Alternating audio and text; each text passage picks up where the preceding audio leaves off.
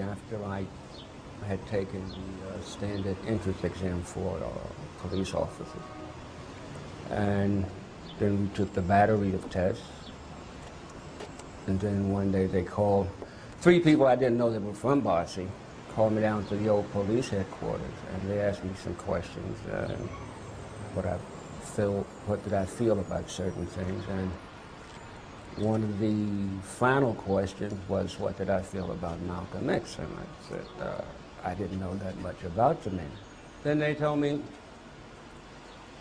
we want you to go up to 125th Street and 7th Avenue, around the Teresa Hotel, hang around for a while, and get your face known. And so for about a week, I hung around 125th, chock full of nuts. And then after which, the following week, they said, we want you to try to get into Malcolm's organization, which was in the Teresa Hotel.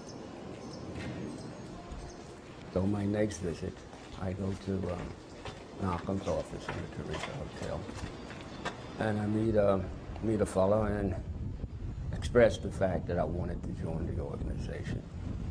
He gave me a questionnaire form to fill out, which I did. And then I started attending meetings.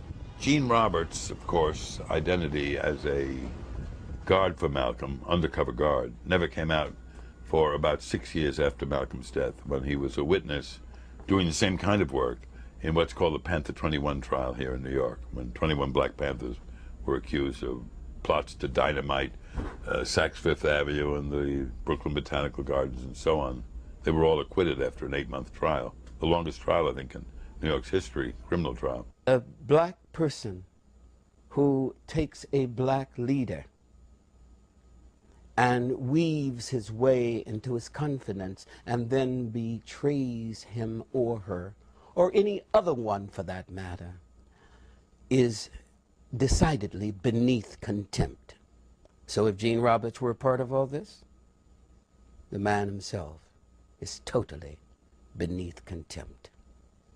Thank you. With Gene Roberts as a trusted bodyguard, the New York City police now had a man on the inside who could closely monitor the activities of the Muslim Mosque Incorporated, the OAAU, and the minister as well.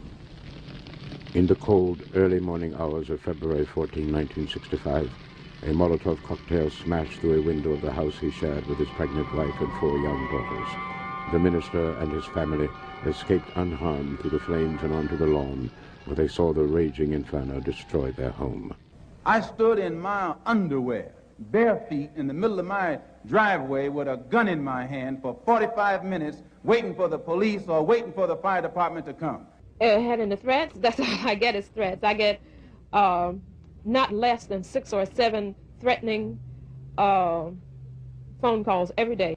He found his family shelter at a friend's home, and the next day he flew to Detroit to keep a speaking engagement.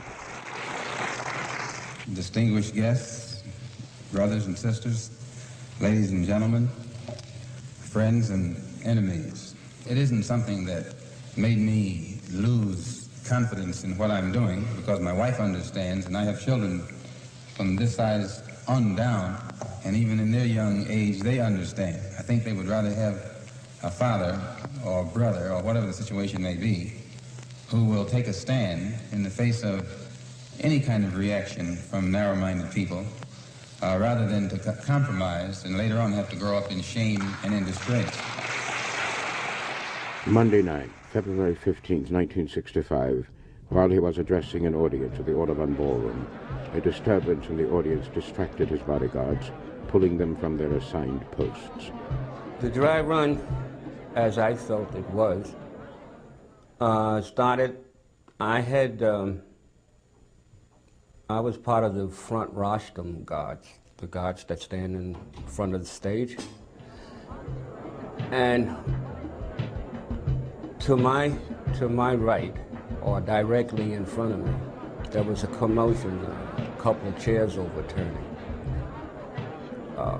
I noticed individual walking down the middle of the middle aisle.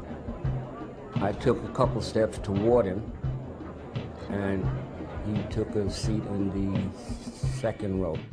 Elijah Muhammad has given the order to his followers to see that I am crippled or killed.